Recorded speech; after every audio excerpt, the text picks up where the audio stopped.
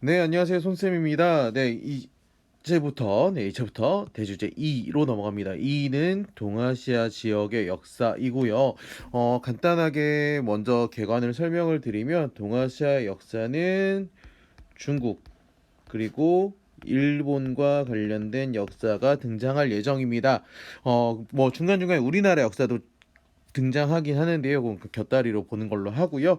우선은 중국과 일본을 중심으로 동아시아 지역이 어떻게 성장해 나갔는가를 살펴볼 예정입니다. 첫 번째로 살펴볼 거는 춘추 전국 시대라고 나와 있고요. 춘추 전국 시대에는 어떤 시대였는지를 한번 살펴보도록 하겠습니다. 그럼 수업 시작할게요. 네, 춘추전국 시대라고 얘기를 하는데요. 춘추전국 시대보다 우리 이전에 중국 문명했을 때 잠깐 복습하는 시점에서 우리 상이랑 주를 공부했습니다. 상왕조에서는 뭐 간단하게 설명한 뭐 갑골문자 있었고요. 은허 유적지 있었고요. 그다음 주나라 같은 경우는 봉건제가 특징이었습니다. 그리고 뭐 덕치주의, 천명사상 이런 것들이 나왔었는데 이 주나라 이후의 상황을 이제 춘추 전국 시대라고 이야기를 하는 겁니다. 주나라 이후라고 보시면 되겠습니다. 그래서 배경 보시면은요. 배경은 주왕실과 제후 사이에 혈연적 유대가 약화되면서 그리고 이민족이 침입하는데요. 이 혈연적 유대가 약화됐다라는 게 봉건제로 인해서 펼쳐졌다. 왜냐면 봉건제가 그 혈연 관계 기반에서 제후들에게 땅을 나눠주는 건데 말 그대로 그 아버지의 뭐 사촌, 뭐 아버지의 팔촌 이렇게 점점 촌수가 늘어나면 늘어날수록 혈연 관계가 굉장히 느슨해지는 거죠. 그러면서 제후 사이 그 혈연 관계가 약해지면서 거의 남남처럼 돼버린다라고 볼 수 있겠고요. 그래서 시기로 따지면 주가 이민족의 침입으로 인해서 나급으로 수도를 옮긴 이후에 그리고 진이 통일할 때까지를 이제 이 시기라고 봅니다. 그래서 크게 나누어서 우리 춘추 시대 그리고 또는 전국 시대 요렇게 나누는데요. 춘추 시대 같은 경우에는 주왕실을 받들고 오랑캐를 물리친다는 명분. 이 명분의 이름을 뭐라고 하느냐? 바로 존, 왕, 양, 이라고 합니다. 왕을 존중하고 오랑캐를 물리친다라는 명분으로 춘추 오패가 패권을 다투기 시작합니다. 그리고 나서 나중에 이제 요건 말 그대로 이 시기는 춘추 시대 같은 경우에는 주를 인정을 하는 거죠. 반대로 전국 시대 같은 경우에는 약육강식이라고 되어 있습니다. 그러니까 주나라를 아예 인정하지가 않는 거예요. 그래서 이때는 아예 전국 7개의 영웅, 칠웅이 약소제국을 병합하는 모습을 보입니다. 그러니까 주나라를 아예 인정을 하지 않는다는 점 여러분들 이해하시면서 이런 차이가 있구나라고 여러분들 이해하시면 될 것 같습니다. 여기 보시면은 그 지도 보시면은 동그라미로 나와 있는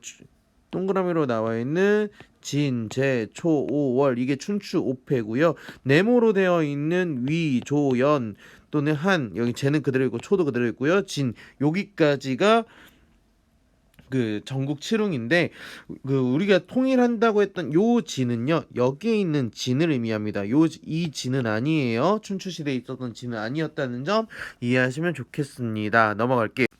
네, 그럼 특징으로는 어떤 특징이 있는가? 바로 군현제가 등장을 한다라고 볼 수 있습니다. 이 군현제 같은 경우에는 봉건제와는 다른 의미인데요. 봉건제는 땅을 분봉한다 그랬어요. 봉건제는 분봉, 땅을 나누어 주는데요. 군현제는 아예 직접 통치를 하는 것을 의미합니다. 직접 통치를 하는 거기 때문에 그냥 도시로 국가가 있는 게 아니라 영토 국가가 된다. 나라의 범위가 늘어난다라고 볼 수 있겠고요. 두 번째 특징으로는 창장강 이남이 개발이 됩니다.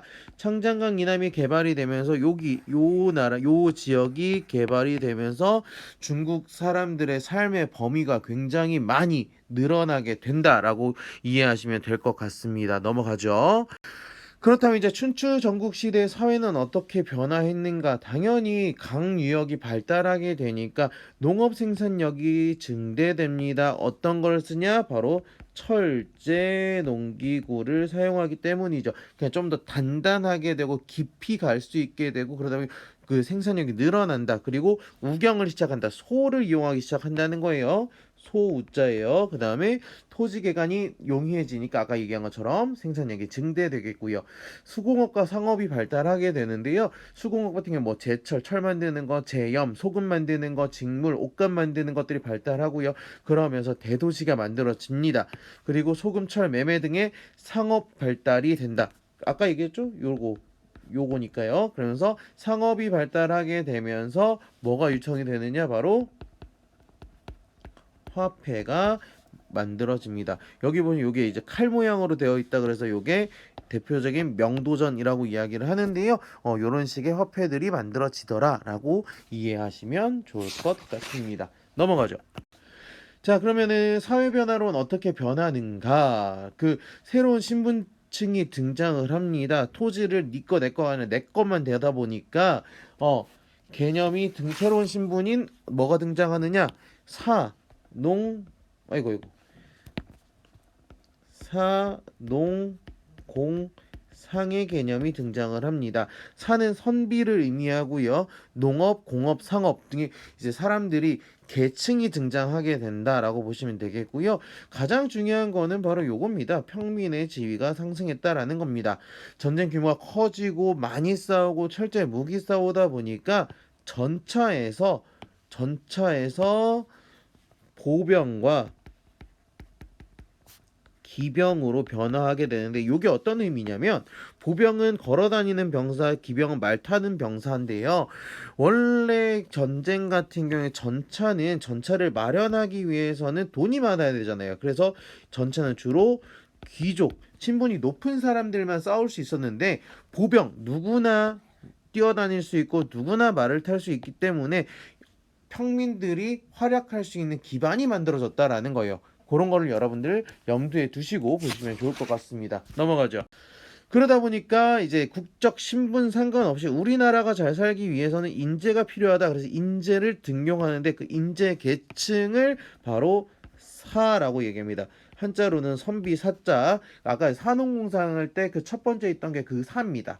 그래서 사 계층이 성장하고 이들이 모여서 각자의 이상향, 그 각자의 주장을 하게 되면서 이들을 우리는 제자백가라고 부릅니다. 대표 인물로는 뭐 유가, 법가, 도가, 묵가가 있는데 유가 여러분들 아마 생윤 시간이나 윤사 시간에 아마 여러분들 보긴 했을 텐데 공자 있습니다. 그 다음에 성선설을 주장한 맹자가 있고요. 그리고 성악설을 주장한 순자가 등장을 합니다. 그래서 유가 같은 경우에는 말 그대로 인과 예를 중심으로 한 도덕적인 것을 이야기를 합니다. 그 덕지주의 예 나왔죠. 그래서 도덕과 관련된 거를 이제 유가라고 볼 수 있고요. 법가는 상한과 한비자가 있는데 법률을 크게 강조합니다. 법률 중에서도 뭐 형벌을 강조를 하는데 쌤 지우개로 다시 지우고 쓸게요. 네, 형벌을 강조합니다.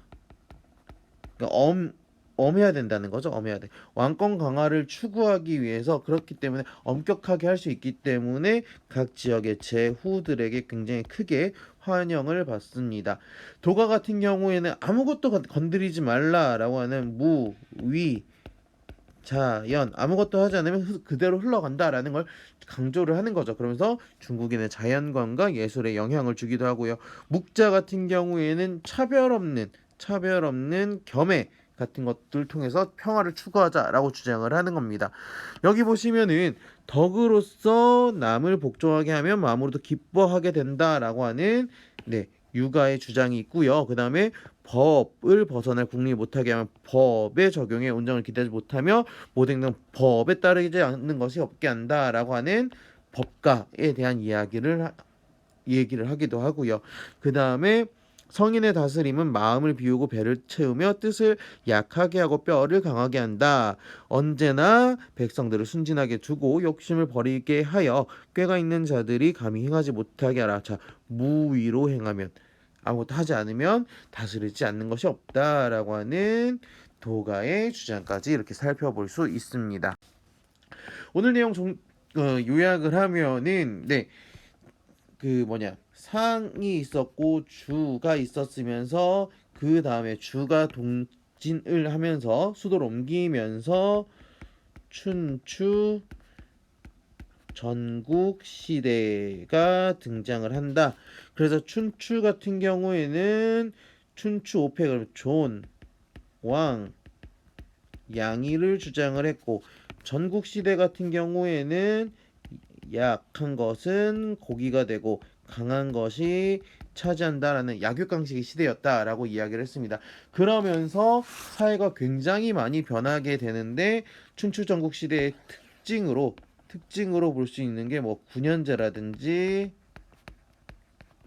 그 다음에 창장강, 그 다음에 농업 생산력, 경제가 굉장히 발전을 하게 됐다라는 크게 키워드로 정리를 할게요. 그리고 평민의 지위가 상승하면서 사계층이 등장하고 이 사계층은 제자, 백가로 이어지더라 라고 여러분들 정리하시면 될 것 같습니다.